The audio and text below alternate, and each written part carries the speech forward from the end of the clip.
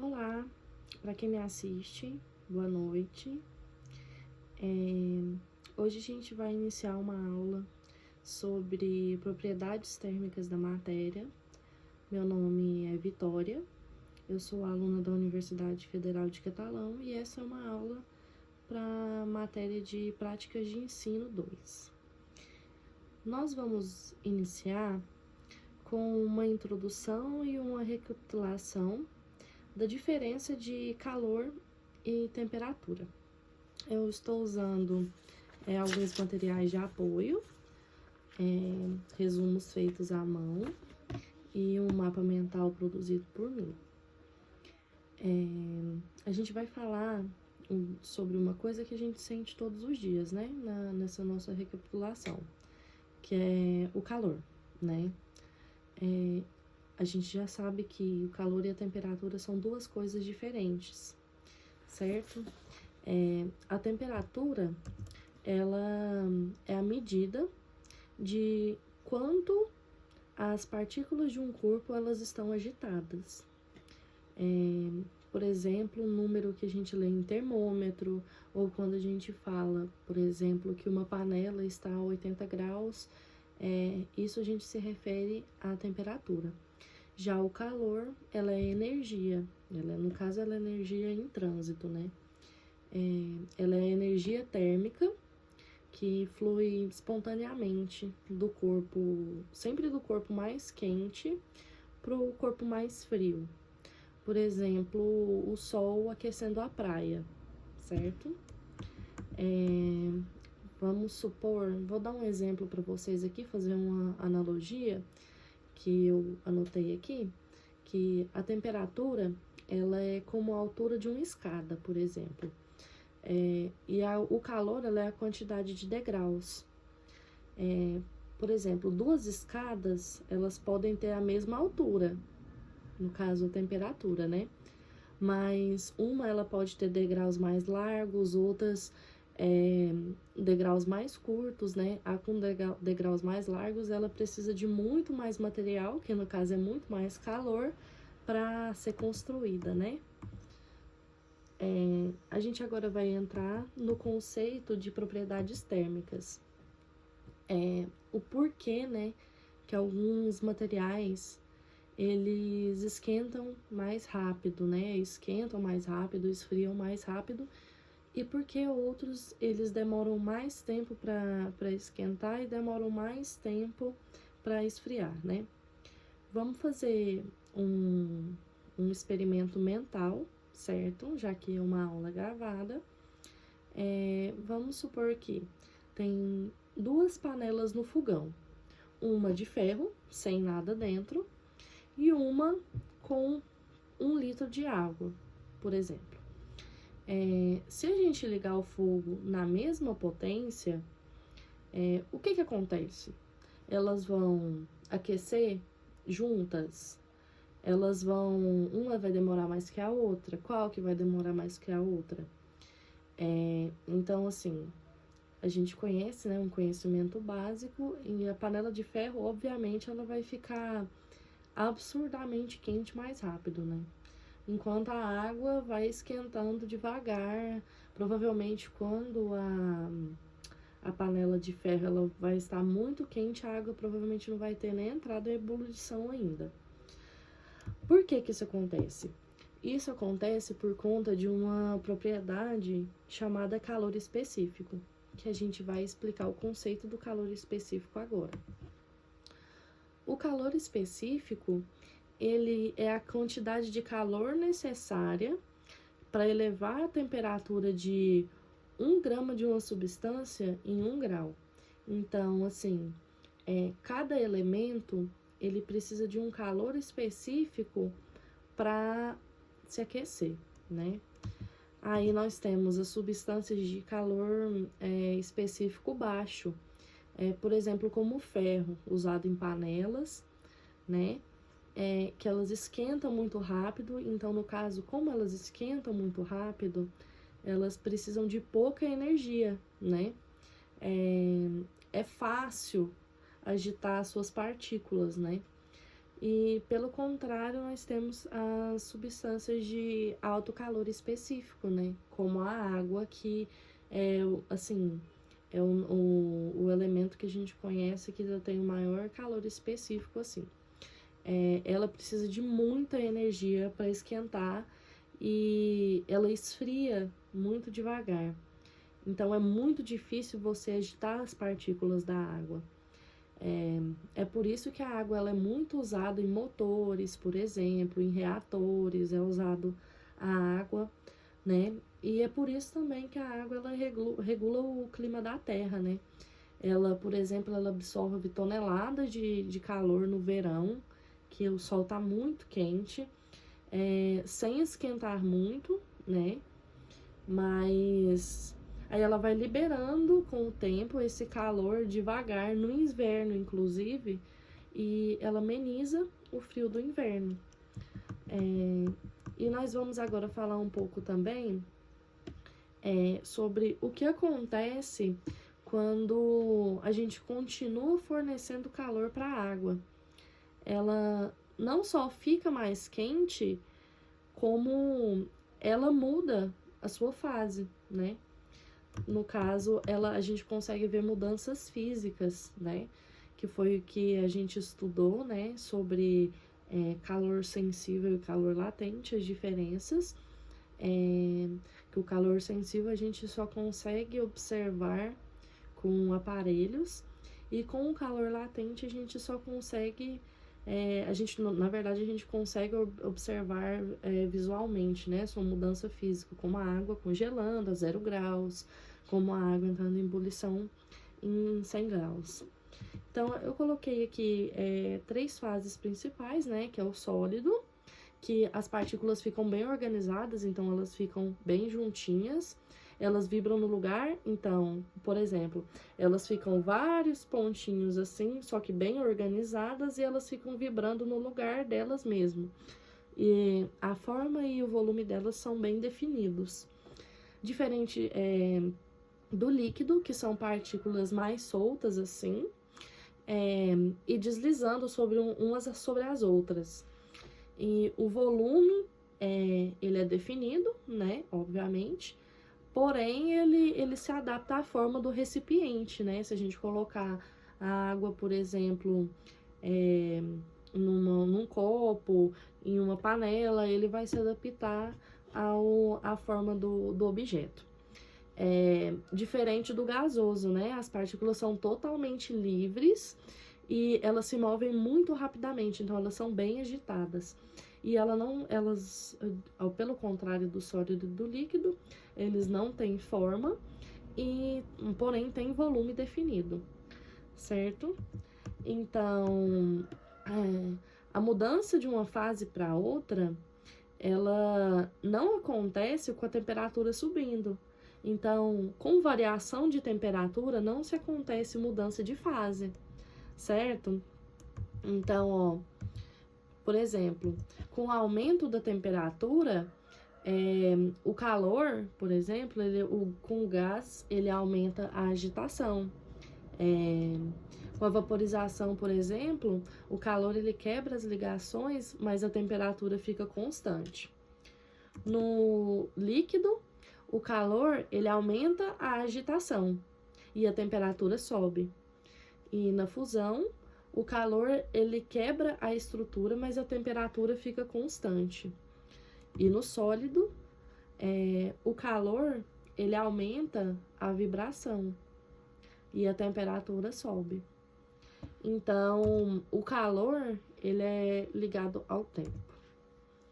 Então, assim, o segredo é que durante a mudança de fase, por exemplo, a fusão, a vaporização, a solidificação, por exemplo, a temperatura ela para de subir. Então, por exemplo, quando a gente coloca uma água para ferver no fogão, quando ela entra em ebulição, a temperatura dela ela entra em ebulição em 100 graus. enquanto ela estiver ebulindo, a temperatura dela vai se manter em 100 graus. Independente se a gente continuar fornecendo calor a ela, ela vai continuar em 100 graus. Então, a temperatura para de subir naquele momento, na mudança de fase.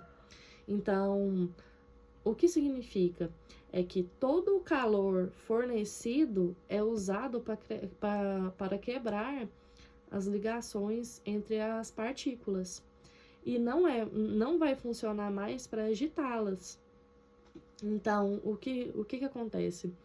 Esse calor escondido, né? Ele tem um nome específico, né? Especial. É o calor latente. Nós temos também, por exemplo, eu queria falar um pouquinho sobre as nossas aplicações do dia a dia. Tem muitas coisas do cotidiano que funciona muito para a gente explicar sobre as mudanças de fases. Por exemplo, eu coloquei alguns exemplos aqui.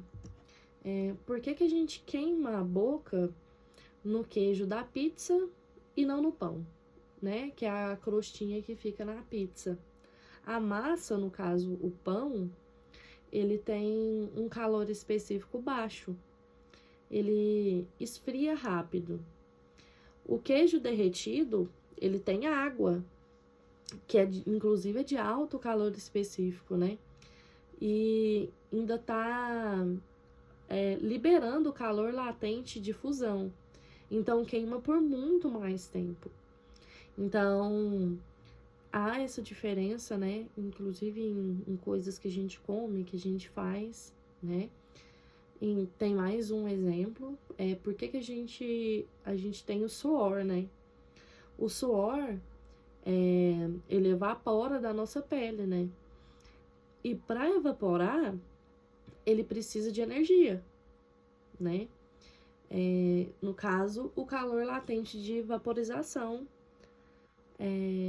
Essa energia, ela é roubada do nosso corpo para nos resfriar, por exemplo. E outro exemplo muito conhecido, assim, que todo mundo faz, que eu coloquei aqui como uma pergunta para a gente associar a matéria, como que um cubo de gelo, ele resfria o refrigerante, né? Como que funciona? Primeiramente, ele absorve o calor para se derreter. Então, no caso, esse absorver o calor para se derreter, ele usa o calor latente de fusão. E só depois disso, no caso, que já como água líquida, ele absorve mais calor para esquentar. Então, ele consome uma enorme quantidade de energia térmica da bebida. Enfim, na nossa aula a gente falou sobre as fases, né, da matéria, sobre o calor específico, que é muito importante. Cada elemento ele tem um calor específico diferente. Inclusive, o mais estudado, né, o mais conhecido é a água, né? Como eu citei, ela é muito usada para motores, para, enfim, resfriamentos, né? Para vários objetos que precisam realmente de um alto calor específico para funcionar. Um reator nuclear, por exemplo, ele necessita da água, inclusive, que é um bom exemplo, ele necessita da água para poder fazer o seu resfriamento, justamente por conta do calor específico da água ser muito alto. Então, no caso, ela demora muito para esquentar, e ela demora muito também para resfriar, e isso ajuda no bom funcionamento de sistemas. Então, a gente vai fazer uma pequena recapitulação, assim, né, para arrematar tudo que a gente falou brevemente, assim, nessa aula. Nós vamos falar um pouquinho sobre o calor, né, que a gente recapitulou no início também, que a diferença de calor e temperatura, né, que o calor ela é energia, né, que é colocada lá na matéria, e que é diferente da temperatura, né, que a gente conhece, que é a temperatura em graus, em Celsius, né, em graus Celsius no caso, né, que é conhecido como Kelvin, Fahrenheit, que são as escalas que nós usamos, e o calor, que a gente usa o Joule, e a caloria, né, pra gente se calcular, utilizando a massa, o calor específico de cada matéria, e a temperatura diferente dela é a agitação das moléculas, né, subindo a temperatura do material.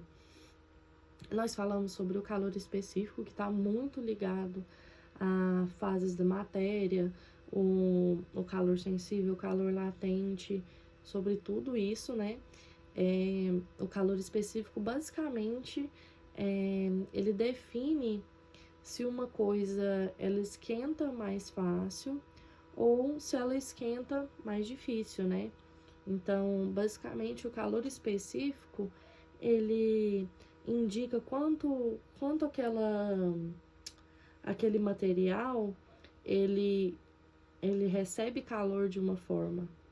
Então, basicamente, quanto maior o calor específico, mais difícil e mais energia você vai ter que colocar naquela substância, naquela matéria, naquele objeto, para ele esquentar. E tem os objetos, os materiais, enfim, as substâncias com baixo calor específico, como exemplo, o alumínio, né, o ferro, que a gente, por exemplo, usa nas panelas, que elas têm um baixo calor específico, então elas esquentam muito rápido, né? Então ela precisa de bem menos energia para ela se aquecer, e elas se esfriam muito rápido no ambiente também. E a gente falou também nas mudanças de fase, né? Que o calor, ele some, né? Para realizar a transformação física, sem mudar a temperatura, que foi o exemplo que a gente usou também da panela com água no fogão, que ao chegar no ponto de ebulição da água, que todo mundo conhece, que é 100 graus, né? As partículas, né, que já estão lá agitadas, elas vão se manter. Então, no caso, quando chegamos aos 100 graus e a gente consegue visualizar a mudança de fase, ela está numa temperatura constante e ela vai se manter numa temperatura constante. Então, antes dos 100 graus, a temperatura ela varia, certo? Então, a gente consegue observar a variação de temperatura dela, por exemplo, com um termômetro. Mas, a partir do momento que ela entra no ponto de ebulição, ela não varia mais, né? Mas aí a gente já entra com o calor latente, que são mudanças físicas visíveis, né? Mas a mudança de temperatura, ela não varia, certo? Então, esses conceitos, eles explicam desde o clima do planeta, por exemplo, como funciona um reator nuclear, como funciona o motor de um carro, como funciona o motor de máquinas e até como a gente cozinha na nossa casa, né, na nossa comida. A física térmica, no caso a termodinâmica, né, ela realmente está em tudo que a gente precisa mesmo. E é muito importante a gente saber essas diferenças, por exemplo, como a gente estudou de calor e temperatura, para a gente observar isso no nosso dia a dia.